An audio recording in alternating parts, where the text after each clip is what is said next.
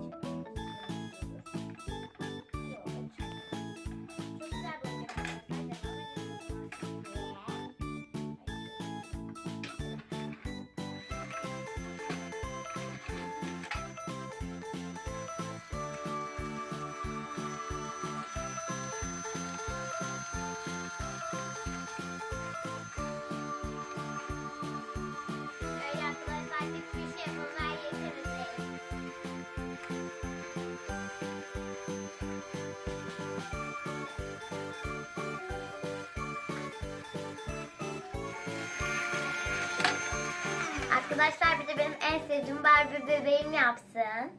Burada en sevdiğim Barbie bebeğim. Adını biliyor musunuz? Milay. Çok güzel ismi değil mi? Ben koydum. Şimdi de bu kızımız denesin. Barbie bebeğim. Çalıştırıyor bana. Ay basamadım. Şöyle iyice takalım eline. Evet.